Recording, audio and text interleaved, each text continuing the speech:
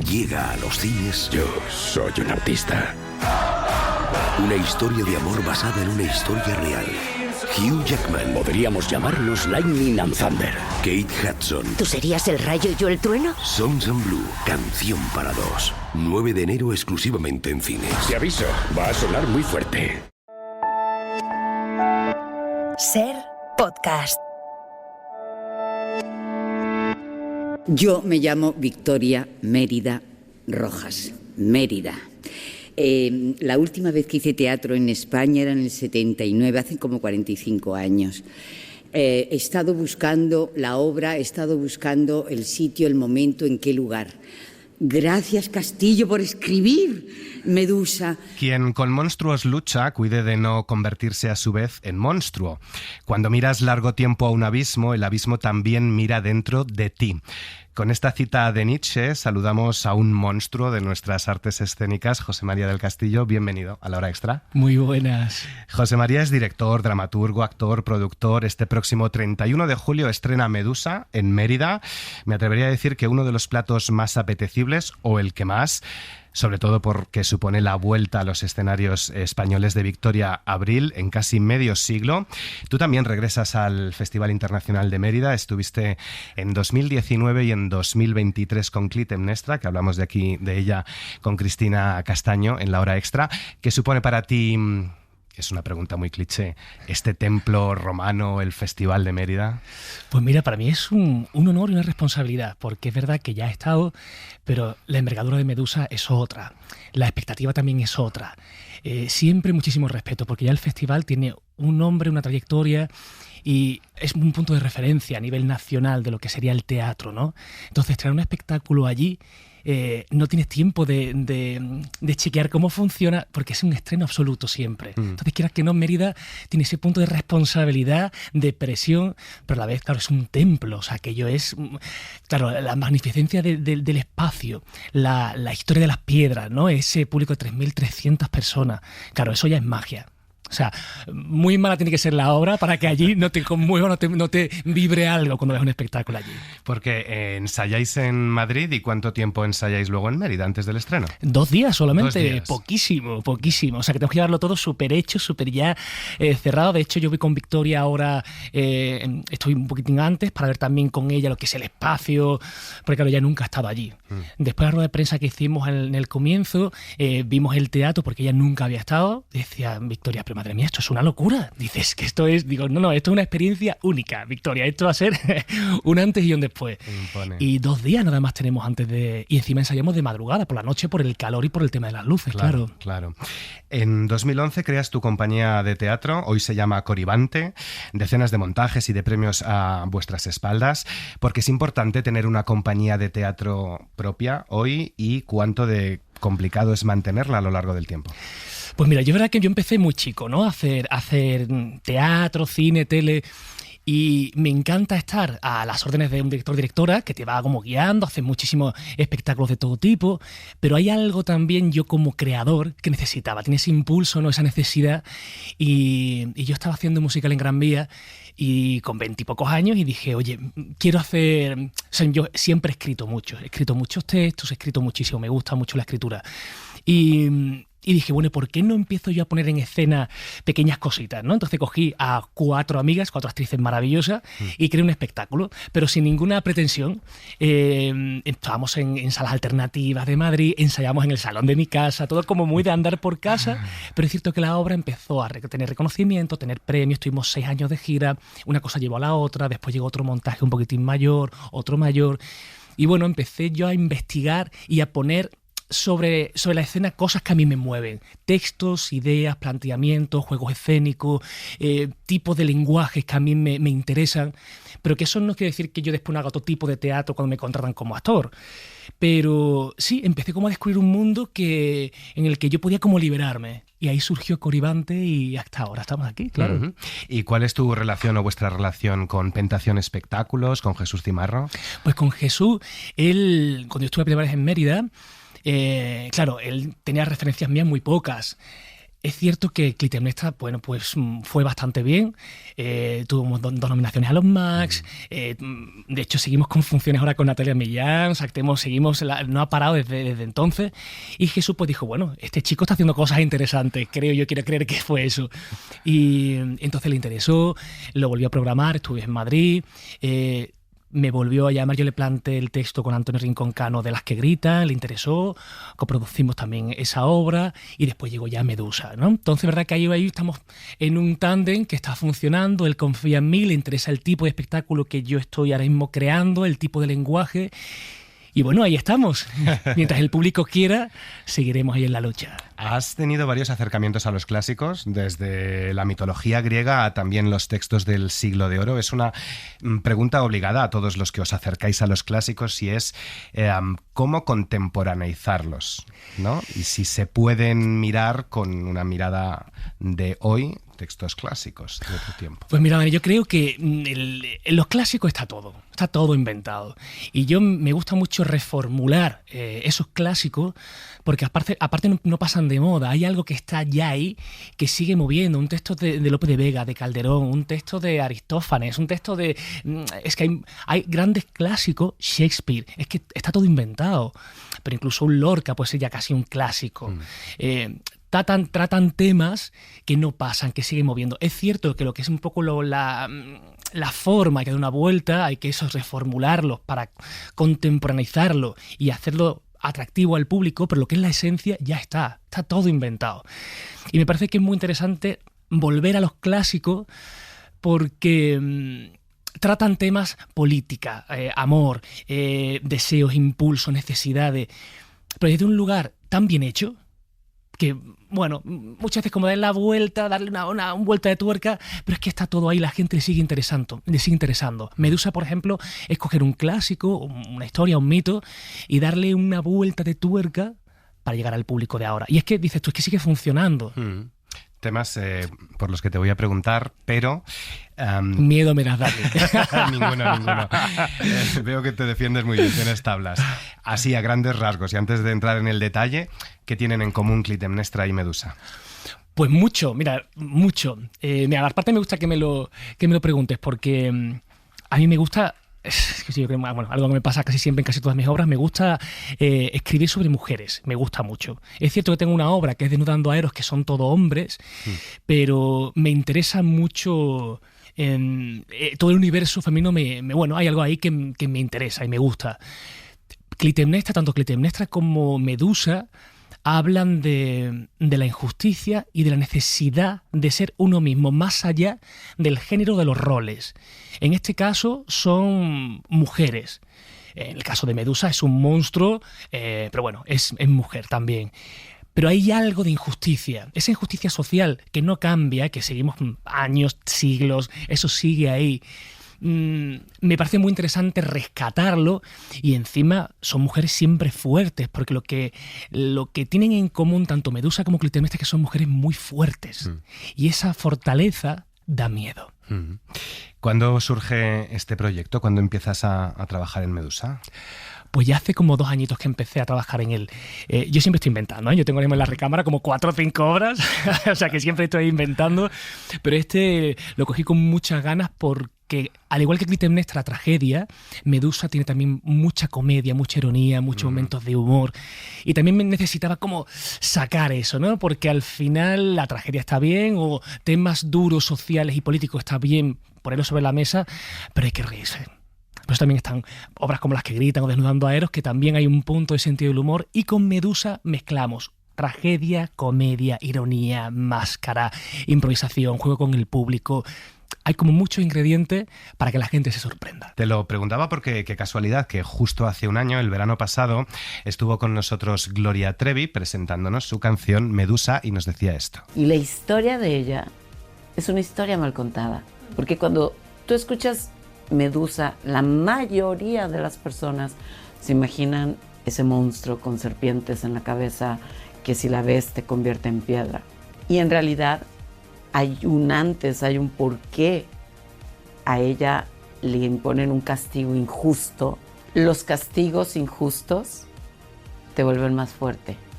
y más poderoso. Ahora sí, como dice la canción de Medusa, muchas veces las mujeres somos muy duras con las otras mujeres. En primer lugar, ¿quién es Medusa? ¿Cuál es esa historia mal contada que tú también has querido rescatar o poner sobre las tablas? ¿Su verdad, su historia?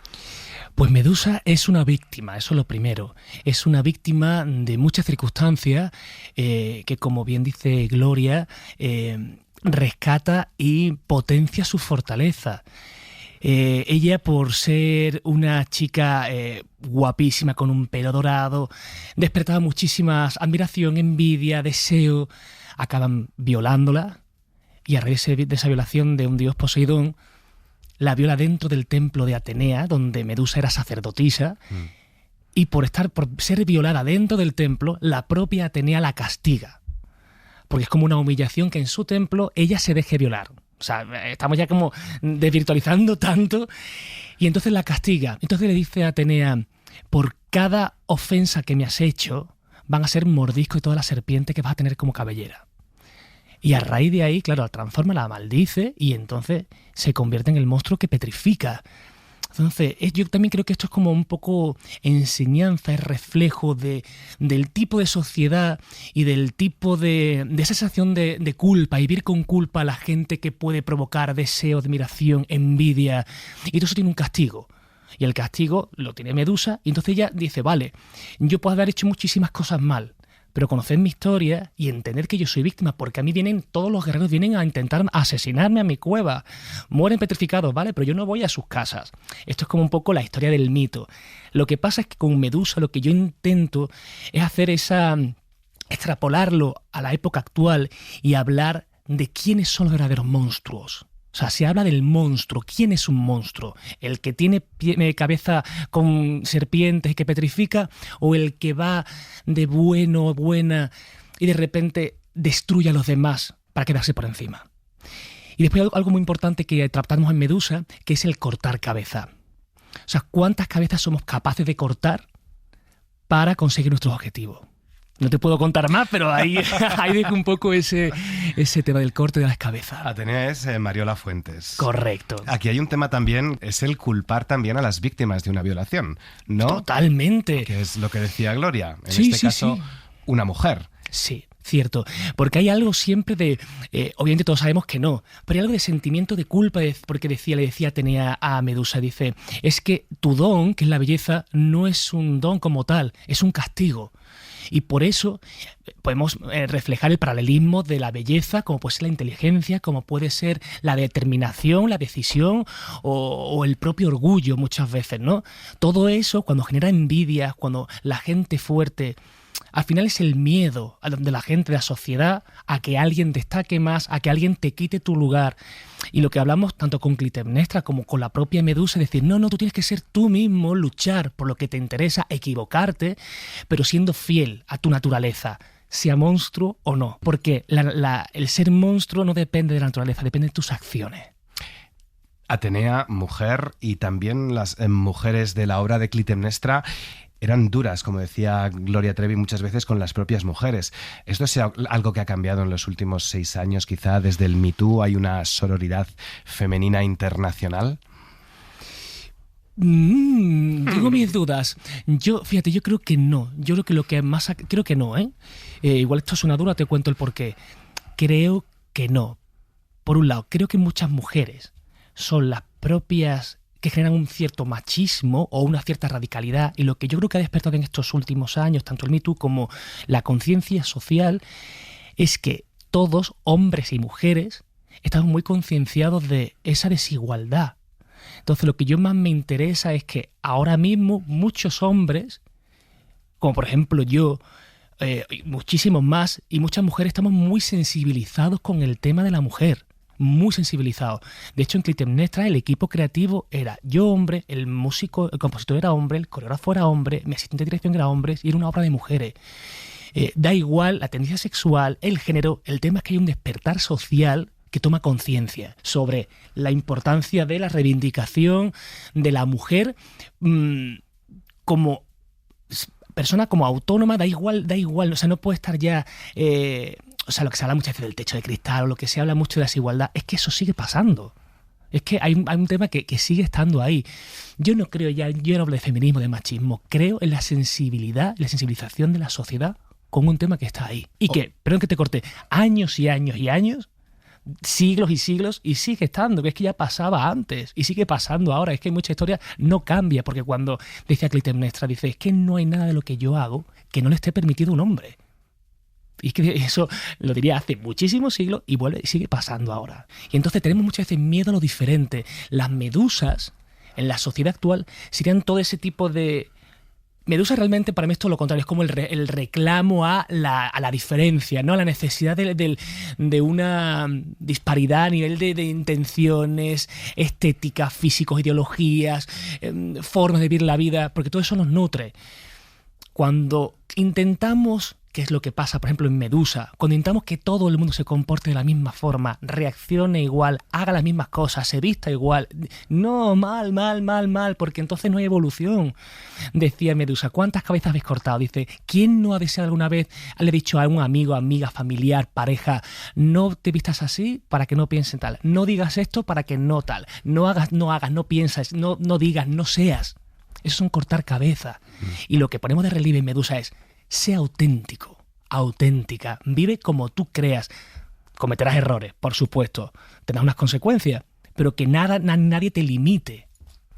Frente a ese monstruo, el héroe, desconozco el epílogo, pero sí sé cómo comienza la obra, y es con Perseo, interpretado por Adrián Lastra, reclamando su lugar en la historia como hombre y como héroe. En tiempos oscuros como los que vivimos necesitamos ese haz de luz que nos guíe, que nos recuerde que no estamos solos, dice. ¿Quiénes son esos héroes que hoy necesitamos? ¿Dónde están esos que como Perseo prometen cambiar el sistema? Dani, va fuerte a esa pregunta. Y tiene segunda parte la pregunta. A ver. Madre mía.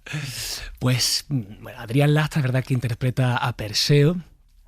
Adrián tiene una cosa muy visceral como actor y como persona que a mí me interesa mucho, y en ese fragmento que tú rescatas de Medusa, del héroe, ¿no? Y de esa búsqueda de la necesidad de ese haz de luz que guíe y la necesidad de no sentirnos solos, vamos a reflejar, vamos a encontrar un antihéroe realmente, porque él parte de ser el antihéroe. Muchas veces tener una posición privilegiada genera una presión que también yo creo que incluso la propia Victoria Abril, como Victoria Abril, va a tener al enfrentarse a Medusa. Hay unas expectativas con esa figura, ¿no? Y en el caso de Perseo, por ejemplo, sucede de que al final necesita una guía, porque la gente espera tanto de un héroe. Todo el mundo siempre esperamos, ¿no? Un partido político que nos solucione algo, una religión que nos solucione, un trabajo que me solucione. No, perdóname, es que el cambio parte de ti. Y entonces ahí lo que dice él, dice, yo voy a intentaros ayudar. Dice, pero es que el primero que necesita ayuda es él como héroe. Porque muchas veces en una sociedad tan grande en el que hay de todo, seguimos estando solos y solas. Entonces la obra también habla de eso, ¿no? De esa necesidad de reconocimiento, de guía y de ayuda. Claro, el problema es que muchas veces nos entregamos a determinados perseos que prometen guiarnos, ¿no? Y que al final no dejan de ser ególatras que se creen designados por el mismísimo Zeus. Total, pero es que ¿sabes lo que pasa también con eso? Que hay una parte... Bueno, a ver, al final todo es política, ¿no? En el arte, en la vida misma, ¿no? En el momento que tú te posicionas con algo es política. Perseo, como todos, tenemos que elegir. En la vida hay que elegir. Son decisiones, y en esas decisiones tú estás ya posicionándote en un lado o en otro, y es verdad que nos agarramos a medias verdades, nos agarramos a promesas, ¿no? Que creen que van a solucionarnos la vida, y no, nada más lejos de la realidad, porque todo eso cuando al final te enganchas a algo que no parte de ti, sino que parte de fuera, de una idea que no va contigo, al final estamos vacíos, y entonces ahí ya viene la inestabilidad. ¿Tuviste claro desde el principio que Medusa tenía que ser Victoria Abril? ¿Fue difícil convencerla? Lo tenía clarísimo, lo tenía muy claro, y no fue difícil convencerla. Es verdad que ella vive en París, yo tuve que hablar con ella, yo no la conocía de nada.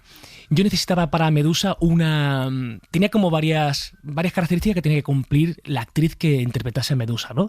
Yo quería una mujer con una edad, porque es verdad que tiene que tener como una madurez, una trayectoria, un peso, una vivencia que cuando hable, que rompe la cuarta pared, cuando hable con el público, ya sería como un pozo ahí de vida, ¿no? De experimentación. Por eso no puede ser una chica de 20 o 30 años, por muy buena actriz que fuera. Y después necesitaba dos cosas que Victoria tiene. Uno, la inteligencia. Victoria es muy inteligente y muy intuitiva.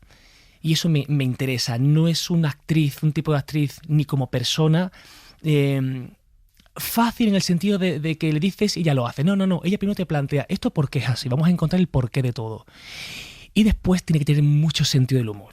Y Victoria tiene muchísimo sentido del humor, porque dentro de la dureza de la historia hacía falta esa ironía, que Victoria por supuesto la tiene. Y después yo quería un cuarto elemento, que era la sensualidad. Como serpiente yo quería una cosa muy sensual. Claro, son ingredientes que una mujer ya con una cierta edad, igual que la sensualidad a veces puede ser más complicado de intentar jugar y sacar. Victoria es impresionante, sensual, tiene esa cosa muy de serpiente, cómo se mueve, cómo toca, cómo mira, cómo seduce con la palabra. Digo, bueno, es que claro, y después me ponía a pensar en actrices que interpretasen esto, digo, madre mía, ¿pero quién? Victoria. 45 años, decía en la rueda de prensa, sin hacer teatro en España. Vive en Francia. Allí ha hecho últimamente más cine que aquí. ¿Por qué? ¿Crees que o no se han acordado o lo que le han propuesto no le ha gustado durante todos estos años? A mí ella me cuenta que ella siempre está esperando proyectos que le interesen. Es verdad que ella, hablo de las cosas que me cuenta, ella le gusta mucho, ha trabajado siempre con cine de autor, siempre ha trabajado con autores. Ella siempre dice que le llegan muchísimos guiones, textos, propuestas, pero decía que hay algo en la industria de la falta de artesanía que antes existía, que ya no la ve. Entonces dice, yo si hay un texto que me mueve, hay una historia que me llega, yo eso lo hago. Me voy a donde haga falta. Con Medusa pasó, yo le pasé el texto, hablé con ella, digo, mira, tengo un proyecto, te voy a pasar el texto, y dice, pásamelo. Lo leyó y me llamó al momento, o sea, al día siguiente, o sea, a los 2 días me llamó, quiero hacerlo, vamos a reunirnos para que me cuentes más. Se le gustó la historia, la forma. Yo creo que también son proyectos, yo creo que ya Victoria Abril es una estrella, eso está claro, y yo creo que ella ya no se mueve si no le interesan los proyectos. Está en ese lugar en el que puede permitirse decir, esto lo hago o esto no lo hago. Hay temas musicales de Alejandro Cruz Benavides, interpretados en directo por Ruth Lorenzo, que debuta también en el Festival de Mérida, es El Oráculo. Contáis además con el coro de Extremadura. ¿Qué aporta la música a la obra? Muchísimo. Es verdad que me gustan mucho los espectáculos multidisciplinares, ¿no? En Coribante casi todo lo que hago intento huir de actor, cantante, bailarín. No, son artistas que fusionamos y que intentamos como sacar a partir del lenguaje escénico el mayor rendimiento. Ruth Lorenzo, bueno, es otro monstruo escénico que tenemos ahí, claro, digo, madre mía, qué lujo. Sí. Pero Ruth también interpreta, va a hacer el oráculo, pero después también hace una de las gorgonas, hace de una de las hermanas de Medusa. Y me decía, amigo, ¿pero cómo voy a hacer yo esto? Y digo, vamos a ver, Ruth, la voz, como te conoce, que eres un bicharraco escénico que va a temblar las piedras del Teatro Romano de Mérida. Digo, pero como actriz, yo creo que tú tienes muchas cosas que contar como artista, no solo con la voz cantada. Digo, ¿tú te lanzarías a jugar con esto? Aparte de cantar, va a cantar y va a ser una locura. Y me dice, amigo, confío, claro que sí, vamos a hacerlo. Y está impresionante. El primer día de ensayo ya venía Ruth con todo aprendido, con propuesta de personaje, es barro, se deja moldear, se deja guiar. Yo me ha sorprendido muchísimo y creo que la gente va a sorprenderse con su calidad artística, no solo cantando, sino con su entrega. ¿Cómo es esa puesta en escena multidisciplinar? ¿Qué dices? Pues mira, antes he hablado de Alejandro Cruz Benavides, que hace la música original, es preciosísima. El coro de cámara de Extremadura, dirigido por Amaya Ñúa, que también va a ser ahí, va a vibrar el teatro con todos esos 15 cantantes en vivo, aparte de Ruth.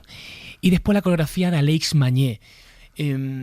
Se van a mezclar todas las disciplinas, vamos a jugar con un tipo de lenguaje que no es realista, que es muy plástico.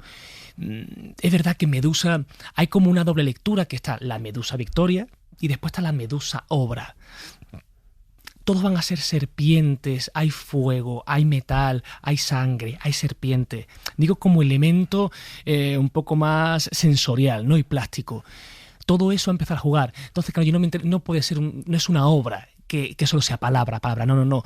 Utilizamos muchísimos tipos de lenguaje. La violación es un paso a dos de danza brutal que hace Peter James y Elizabeth Biosca.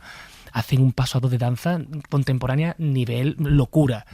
Porque me es muy fácil utilizar otros tipos de lenguaje para llegar a la sensibilidad del espectador y que no sea solo la palabra. Entonces, cuando la palabra a veces se queda un pelín corta, llega el movimiento, la danza, el cuerpo, la voz, para de repente atravesar un poco la sensibilidad del espectador. Medusa llegará a los teatros del Canal en el mes de enero del año que viene, pero antes tienes otro proyecto entre manos que lo has adelantado, que habéis estrenado este año, que también tiene gira en otoño, Las que gritan, una obra escrita junto a Antonio Rincón Cano, una obra que todavía no he visto, pero que me puede recordar algo a lo mejor a La isla del aire, esa novela de Alejandro Palomas que adaptó Mario Gas, 3 hermanas y una madre, Beatriz Carvajal, Eva y Santa, Norma Ruiz y Pepa Rus, que nos cuenta Las que gritan. Las que gritan es un canto a la vida. Es un homenaje a las mujeres de la vida que tenemos todos, ¿no? Madres, abuelas, hermanas, tías. Hay algo que nace de la necesidad de homenajear a este tipo de mujeres que muchas veces se quedan a la sombra.